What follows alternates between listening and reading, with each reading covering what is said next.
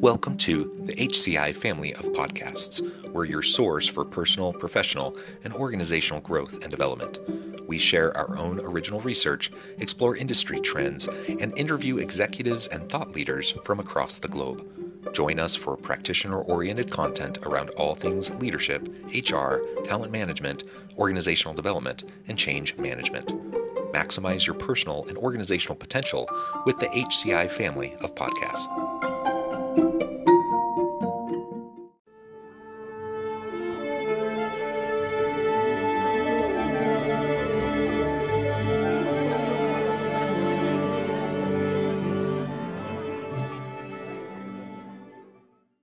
Lori Highby, welcome to the conversation today.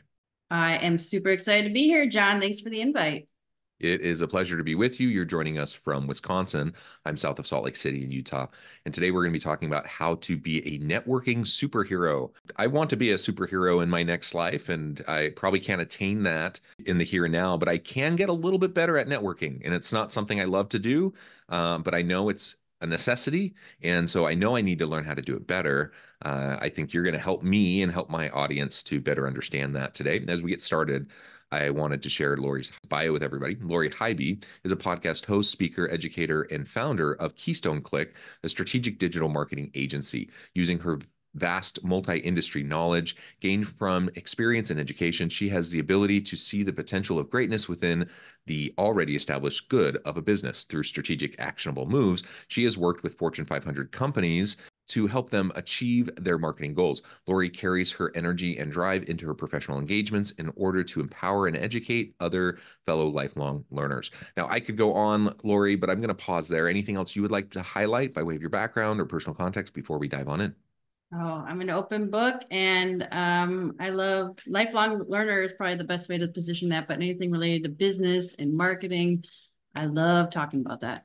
Very good. Very good. Okay. So let's talk. Let's start framing this up then around, this networking superhero idea. Why do you think of it as like a superpower? Why would we think about trying to become a networking superhero? Yeah, that's a great question, one that no one has ever asked me, and I appreciate that. But the reality is, business is done with other people, right? Relationships and anything that we're trying to achieve at the end of the day, it's often based on who you know, right? So, Yeah. And networking is not just for professional development, but it's also personal growth and it's relationships as a whole. So being a superhero means that people are viewing you as an asset, right? And they're viewing you as someone that can provide value to them as well. So this superhero positioning is twofold. One, I just love superheroes, so I thought it was a fun play on it. But two, why not try to elevate and be positioned as the very best of something? Yeah, absolutely. And some people are naturals at this. I was actually just at a networking event earlier this morning, and it's something I do both to support other colleagues as well as it's something I know I should do, but I don't love it. It's kind of a reluctant duty, that I engage in, and I do care about people. I do care about relationships. I just don't like networking events. And Mm-hmm. so in my mind, I often think about networking in terms of those networking events, and I have to stop and pull back and remind myself, like, no, that's one of many mechanisms to network with people. And my networking superpower may not be in relation to networking events. It may be more in relation to the relationality I have with colleagues and coworkers and people, Mm-hmm. across the organization or across the industry, in more informal ways that don't happen through those types of networking events. And that's not to say that others can't like just love being at those events, love being on, meeting new people constantly. They are renewed by it. Yeah. Different people have different strengths, different styles, introvert, extrovert kind of spectrum. Mm-hmm. All of that feeds into how we view this. But again, like you said, I think it's an absolutely essential component to career development if we want to have a dynamic, successful, empowering career that will give us new, wonderful opportunities. And if we kind of get sucked into our own head and like do our own thing. It's nice. I like the idea of like my work speaks for itself. You know, I've heard people Mm-hmm. say that a lot. I've probably said Yeah. that before as well. My work speaks for myself. I'm productive. I achieve. I do great work. People can see that. They'll notice. They'll want to hire me. Yes, to an extent. But Mm-hmm.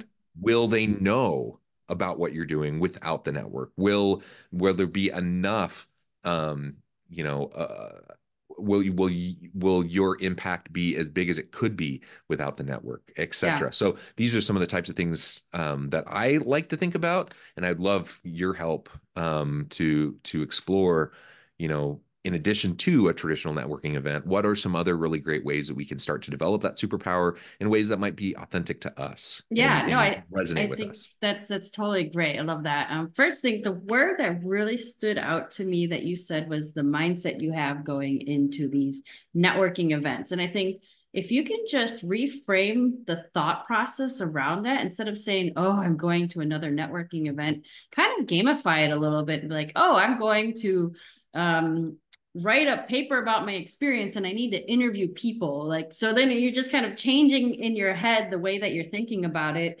and being excited. Oh, I'm excited to meet someone new today instead of, oh, I'm going to another networking event. So the mindset is definitely something that's really important when you're entering these types of events. But the other thing that I'm a big believer and fan of the 7 habits of highly successful people. And I always forget if it's habit number 2 or habit number 3, but it's start with the end in mind.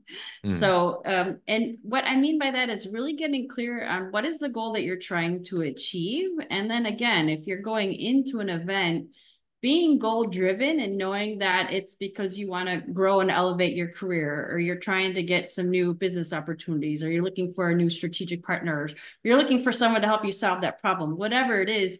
If you go with an intention, you're going to have greater successes. You're going to be more satisfied with the outcome because you know what it is that you're trying to achieve at the end of the day.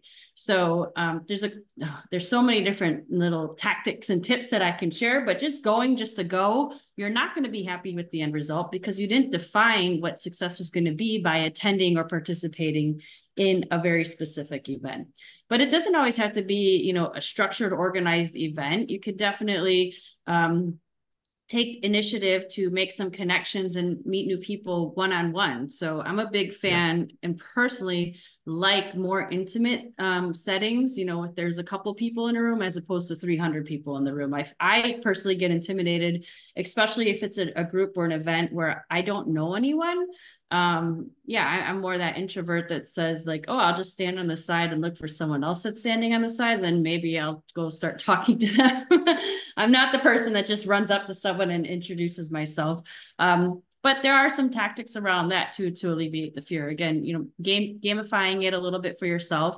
I'm a big fan of having a networking buddy. So if I'm attending a new event, I find someone else who's attending is interested in attending that either for a similar goal or objective, or even if it's a different goal or objective. What's nice about that is if I'm talking to someone or I meet someone new and that other person actually may be better suited to connect with this person, then I can easily kind of help make that connection for them and vice versa. So then they're advocating for you and you're advocating for them simultaneously. But there's just a little bit less fear because you're attending something, you know, with that buddy system approach. The other thing that I found to be quite successful is if you're not really satisfied with the way events are happening or organized networking groups, is to create your own group. You know, again, it's defining what it is that you're trying to achieve. And then surround yourself with the folks that are going to help you achieve that goal at the end of the day. I love that quote by Jim Rohn. You're the average of the 5 people you spend the most time with. So really evaluate, who are you spending your time with? Are they helping you to achieve your goals? And if not, maybe it's time to either create that group of individuals that's going to help elevate you or achieve your goals, or find that new group that does, you know, make you or help you achieve those goals at the end of the day. Yeah, I think those are great ideas. And again, to reiterate, beginning with the end in mind, always having some sort of a purpose behind what you're doing is going to be helpful, whether we're talking about networking or anything else, right? Yep. So you're just going to be way more productive. You're going to have a better experience. You're going to get more out of it when you have an intention behind what you're trying, why you're involved in that activity, whatever it may be, and especially if it's something that you don't naturally lean towards. If it's something that maybe you see as a little bit harder or stressful or anxiety inducing, having some sort of a real purpose and intention behind it will 100% help you have a better attitude, help you have a better frame of mind going into that type of an event. Now, it is important to acknowledge, that people do have different ways of feeling drained or energized by their interactions with other people. So this is too simplistic, and obviously it's more nuanced than this, but we think about the introversion extroversion spectrum, and there's a lot of people who are introverts who can function completely fine in social situations, but they do get depleted. And then there are other people that are introverts who really, really struggle in social situations, and they really would want to focus more on the smaller groups. Whatever it is for you, but if you feel depleted, or if you feel anxiety around being in that small or in that large type of networking event, you can steel yourself up for it. You can hype yourself up for it when it's necessary, and then recognize that, if this is an event that's going to deplete you, plan, what are you going to do following this event to be re-energized, to recharge your batteries, and build that into your day, build that into your schedule, so that it is something you don't have to be so concerned about, or something you have to dread. But we all do stuff we don't love every day and as part of our jobs. And a networking event very much may be that necessary component that you don't love, but you need to do. So let's have a good frame of mind. Let's have a good intention. You also highlighted the fact that, there are a whole slew of other ways that we can build our professional networks, that we can build our personal advisory boards, that we can connect with those around us, so that when the time comes, that we might be looking for a job, we might be looking for a new project or that next opportunity, but it could just be looking for advice. I'm happy where I'm at, I'm in a new role, or I'm working on a new project, I'm in over my head, I'm not quite sure how to address this issue. To have people you can lean on, that you can go to, who you trust, who have your best interests in mind, that is hugely powerful. And as smart as you may be, you will not have all of the answers, and you will not have the ability to address every single problem that comes your way. That's why we surround ourselves with the best people we can. That's why we create those personal advisory boards. That's why we have trusted advisors that we can lean on when there are challenging issues. And that doesn't just happen magically. It doesn't happen overnight. That's something that you have to be committed to, developing those relationships over time, and making deposits in the relationship bucket with those individuals continually, right? Yeah. I mean, one of the strategies that I really am a fan of, I call it the hub and spoke strategy. So instead of having a really wide network and trying to support and nurture that, be really strategic about connecting with the hubs. Those are the people that have the really deep networks, so that I have a really intimate hub group. And I know that if I need support in one specific area, or, help me with solve a certain problem, whatever it is, I can go to one of my hub contacts, because it's very likely that they have a spoke contact then that can support. So instead of trying to nurture, a vast, network of 2,000 people, I'm strategically nurturing, maybe more like a dozen people from a more intimate level. But also that's less intimidating for that introverted individual who just wants a couple of close relationships. Again, be strategic about who those close relationships are, making sure that they have that deeper network. I want to comment another kind of tactic that I put into play for those that kind of get drained very heavily with bigger events. One of the things I do, and this kind of ties into that hub and spoke strategy, is I'll show up for a networking event roughly like 30 minutes earlier than it's supposed to start. So then I'm helping the lead organizer, who is that hub, who has all the connections with that individual in that group, set up. I offer to help with the registration or, get anything organized, because then I'm making an impression with that hub person, that main person. I'm helping them out. A couple other folks that are going to come in early, I can, shake their hands, say hello, introduce myself. And then when the room gets too heavy and it's overwhelming, I can excuse myself, but I've already made that impact on that important person that's kind of leading the event. Focusing in on high value connections is what I'm hearing you say, because we all have limited bandwidth. You can't foster high level connections with 100 people. You can foster high level connections with a handful of people. The hub and spokes model also, we know, like in the networking research, for example, like the vast majority of people who get jobs through networks, it usually comes through like their secondary network. So they have their core, but it's the spokes that end up being the person. So if they reach out to those people they have, like that smaller group, the people they have those good relationships with, then those people can reach out to their people, right? And that's usually how those types of connections happen. Sometimes it happens through the direct connections, but sometimes it's a secondary connection. And so the point is fostering meaningful, valued connections and relationships. You're going to get more out of that than just, having, 20,000 followers or connections on LinkedIn who you don't actually know, who don't actually have any, no knowledge of you, and there's no mutual connection or investment, no reciprocal kind of give and take. It's not going to do much. It can like be a little tiny crack in the door that might allow you to get into an opportunity, but it's not going to be as powerful as having, that really great high value, high quality type of connection that then can also reach out to their high quality connections on your behalf. Yeah, totally. So I've got one of my podcasts is Social Capital, and the main focus is networking relationships. And I've interviewed close to 400 professionals on the topic of networking.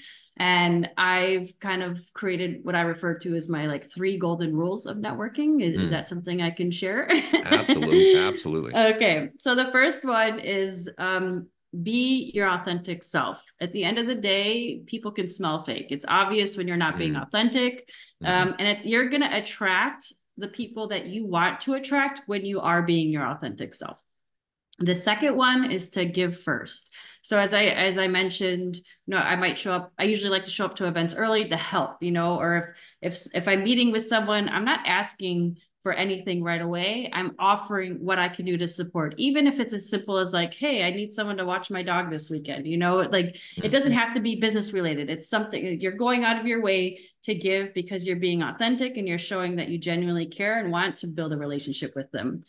And the third thing, and I find that this is often an area where people drop the ball, is to actually follow through. If you're going to tell someone that you're going to do something like, oh, I read an interesting book that I'll send you a copy of it, actually send them the copy of the book, because that is, it's the first impression that you're making with someone, and you want to make sure that you're giving the right impression. So if you don't follow through on that, a simple promise that you made first time you met with someone, you're going to have it's going to be extremely hard for you to have a long-term positive relationship with them without having to rebuild that trust right away. So be your authentic self, give first, and follow through are the 3 things that I've heard over and over and over again by interviewing, like I said, close to 400 individuals on this topic. Yeah, absolutely. And it comes back to, like, I just mentioned LinkedIn, and I don't mean to be disparaging because it's a powerful platform for connecting and networking. But the difference between kind of the superficial connections and the meaningful connections is exactly what you just said, right? And when you add value through, say, LinkedIn, for example, through what you're posting, through your engagements with people who follow you, through the connections that you have, that matters. And when you add value to those high quality connections, you can build those relationships over time, and you can build the trust over time. I like to give people the benefit of the doubt. I know most people wake up with good intentions and wanting to treat others with dignity and respect, and they want to do what they say they're going to do and all of Mm-hmm. that. The reality is we all get busy. We all get sometimes overwhelmed. We oftentimes will have the best of intentions to do what we say we're going to do, but we fall short. And so I think most people will be, they understand that, and most people will be forgiving, but you're 100% right that we are setting ourselves up for a harder slog of trying to develop trust when we don't follow through with the simple things. Mm-hmm. So, under promise, over deliver. That's what we always say, right? And so, 100%. Yep. and don't say you're going to do something if you don't know that you're going to have the capacity to be able to do it, because you're not winning over anybody by making outrageous claims, by saying you're going to be doing all sorts of things that you couldn't possibly do. So I have to admit, like when I am interacting with a new person, a lot of times they'll say something like, oh yeah, I'll send you a link to this thing, or I'll do this, or I'll do that. Most of the time, I don't think it'll happen, Mm-hmm. just because I've had enough of those interactions. And then when it does happen, I'm really pleasantly surprised. I'm like, oh, that's great. They followed through. If it doesn't happen, I don't take it personally. I don't think like they're like a horrible person or anything or whatever. But I just, I'm like, okay, well, this probably isn't a particularly high priority for this person, and we'll see where it goes. And maybe something else will happen in the future. But like you said, it's starts you off on the wrong foot, Mm-hmm. and it's not necessary. Like people know that you can't be everything for everyone all the time, and so just be thoughtful about when you're making promises, when you're committing yourself, and then follow through as best you can whenever you can. And if you can't directly follow through with what you said you're going to do, at least follow up to say, hey, I'm sorry, I couldn't get to this, but Yep. I just want to let you know that I'm here and that I do look forward to meeting with you or whatever. Like just have Mm-hmm. that brief follow-up comment. That will go a long way, even if you didn't end up being able to do what you said you wanted to do in the first place. Yep. Totally. 100% agree with all of that. And that's genuine, to your point. Like Yep. everyone lives that every day. Like we Yep. do the best we Yep. can, but we know that we're not going to be Yeah. perfect Things at it. happen. Yeah. That's okay. But be transparent about it.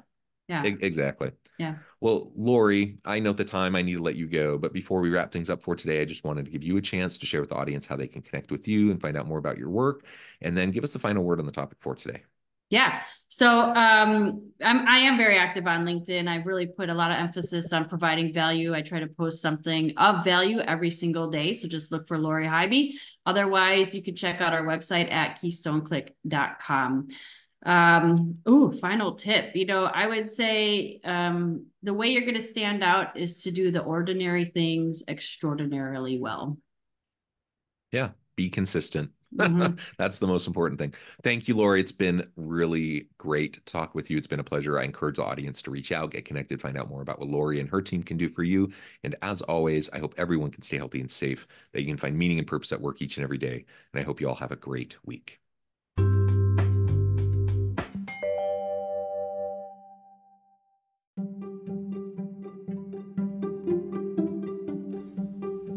Thanks for joining us for this episode of the podcast. We hope you stay healthy and safe, and please join us again soon.